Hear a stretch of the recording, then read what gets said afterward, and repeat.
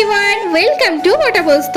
বানাবো একটি টক মিষ্টির রেসিপি। চলো তাহলে আজকের রেসিপিটি শুরু করা যাক। প্রথমে গ্যাস জ্বালিয়ে নিয়ে কড়াই বসিয়ে কড়াইটা গরম করে নিয়ে তেজপাতা, পাঁচফোড়ন, মৌরি ও দিয়ে দিতে হবে হলুদ, সরষে আর দিয়েছি দুটো শুকনো লঙ্কা। মশলাগুলোকে হালকা গরম করে গুঁড়ো করে নিতে হবে। এখানে বেশ কিছুটা চালতা বেছে নিয়েছি। এবার কড়াইতে সরষের তেল গরম করে পাঁচফোড়ন দিয়ে দিতে হবে। ফোড়নে দিয়ে দেবো দুটো শুকনো লঙ্কা, দিয়ে ভালো করে ভাজা ভাজা করে নিয়ে তারপর দিয়ে দেবো চালতাগুলোকে আমি একটু বেছে নিয়েছি আর থিতো করে নিয়েছি শিলনোড়াতে।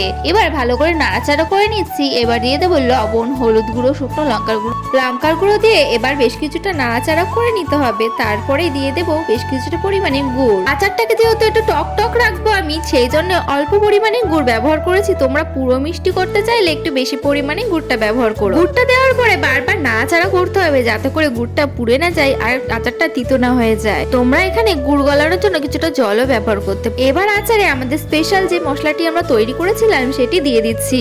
অল্প অল্প করে মিশাতে হবে আর তারপরে প্রয়োজন মনে হলে পুরোটাই দিয়ে দিতে হবে। যতটা পরিমাণে মশলা বানিয়েছিলাম পুরোটাই কিন্তু এখানে দিয়ে দিয়েছি। এবার ভালো করে নাড়াচাড়া করতে হবে। এই তো খুব সহজেই তৈরি করে ফেললাম দোকানের মতো টেস্টি চালতার আচার। একটু রোদেও কিন্তু দিতে পারো।